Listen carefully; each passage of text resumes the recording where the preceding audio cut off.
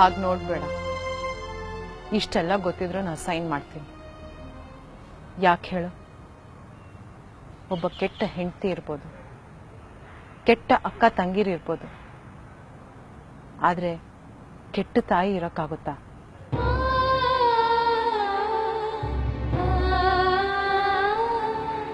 ಹಾಗೇನಾದ್ರೂ ಇದ್ರೂ ಆ ಥರದ ಕೆಟ್ಟ ತಾಯಿ ನಾನಲ್ಲ. ಹೆಂಡತಿ ಅನ್ನೋದು ಒಂದು ಪಾತ್ರ, ಆದ್ರೆ ತಾಯಿ ಅದೊಂದು ಸ್ಥಾನ. ಪಾತ್ರಕ್ಕೆ ಮೋಸ ಮಾಡ್ಬೋದು, ಆದ್ರೆ ಸ್ಥಾನಕ್ಕೆ ಮೋಸ ಮಾಡಕ್ಕಾಗತ್ತಾ?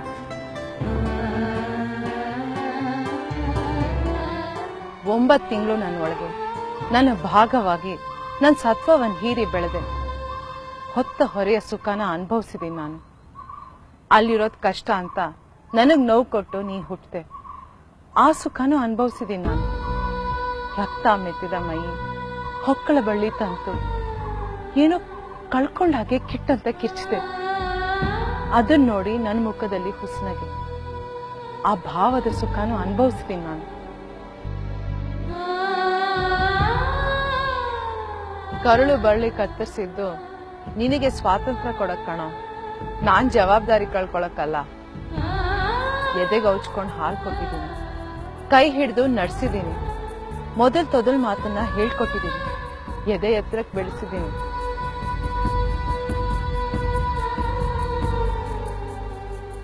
ಗರ್ಭದಲ್ಲಿದ್ದಾಗ ಒದ್ದೆ, ನೋವಾಯ್ತು, ಆದ್ರೆ ಬದುಕಿದ್ಯಾ ಅಂತ ಸಂತೋಷ ಆಯ್ತು.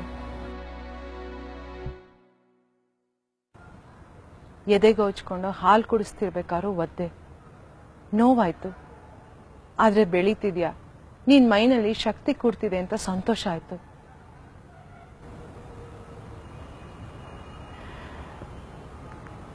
ಈಗ ಒದ್ದೆ ಬೇಡ ಕಣೋ.